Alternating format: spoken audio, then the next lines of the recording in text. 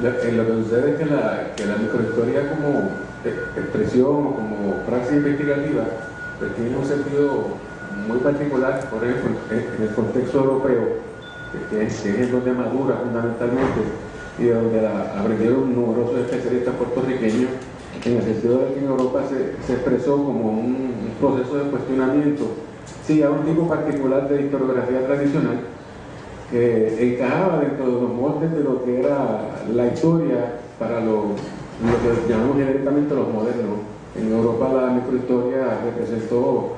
una protesta o un reto pues, a los procedimientos propios de lo que se llamaba la historia universal, la historia mundial, la historia general. Y la protesta radicaba como dijo el colega, reducir la mira del macro al micro y enfrentarse a una realidad desde la perspectiva de la nueva complejidad, porque mirando el micro los problemas eran otros y es posible que las respuestas a problemas muy particulares fuesen distintas a las respuestas que le daba la macrohistoria. En el caso de Estados Unidos, la perspectiva micro pues se apoyó muchísimo en los procedimientos de las ciencias sociales aplicadas y de ese tipo de investigación, ¿no? Y en cierto modo la nueva historia económica norteamericana, que ya era una experiencia de cerca de 60 años, maduró en la década de 60 y 70 en esa dirección, produciendo otro tipo de perspectiva análoga a la de los historiadores italianos que la crean, pero con sus particularidades. Yo creo que la gran diferencia entre la microhistoria europea de la posguerra y la microhistoria norteamericana de posguerra tiene que ver con la mirada, porque siempre encuentro en los microhistoriadores europeos una ansiedad por la cultura, que en el caso de los microhistoriadores norteamericanos es una ansiedad por la cuantificación.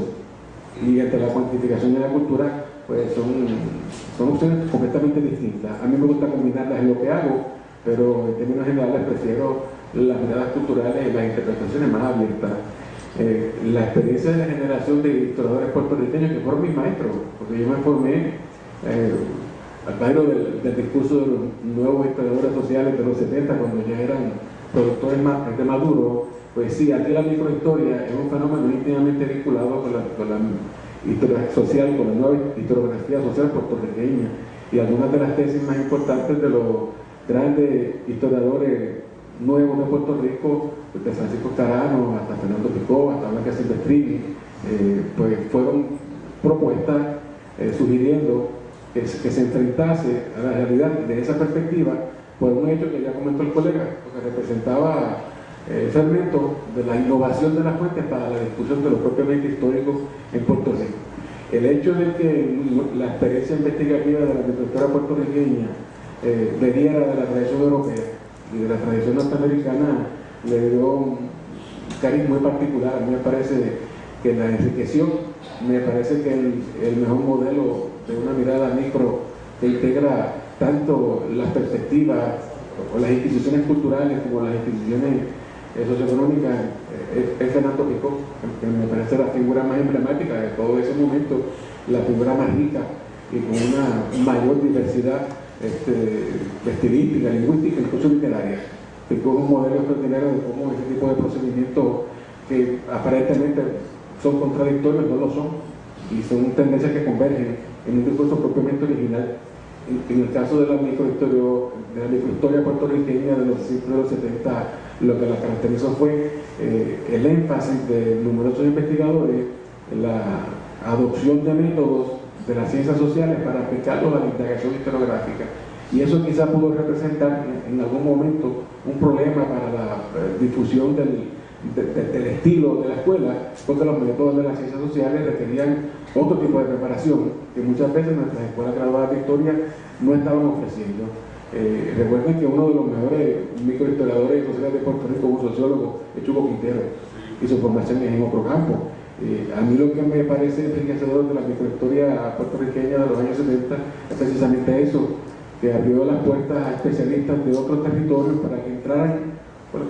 con las puertas abiertas al campo histórico y que enriquecieran nuestro discurso, a la vez que conectándose con los que tenemos formación histórica, también se enriqueciera la discusión con las otras ciencias sociales.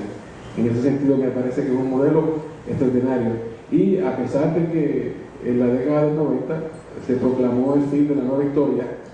y se proclamó en una revista, en la única revista de historiografía que hay en Puerto Rico, en la revista OPSI, desde la Escuela Graduada de la Universidad de Puerto Rico, 1994, la microhistoria no perece, porque es un asunto que se sigue practicando. Aquí en esta mesa hay 3 personas que son microhistoriadores, y ahora en el mes de septiembre, el Camino del Rosario Natal presentan una microhistoria de Manatí que debe ser muy interesante y que es muy experimental. Y en la ciudad de Mayagüez, el doctor Fernando Bayrón Toro, abogado y politólogo, presenta una microhistoria de Mayagüez que yo no he visto. Jalisco Padillo también lo ha hecho con Patiña. Son fenómenos que se siguen produciendo, porque muchas veces la proclamación de muerte de una experiencia es una proclamación de vida.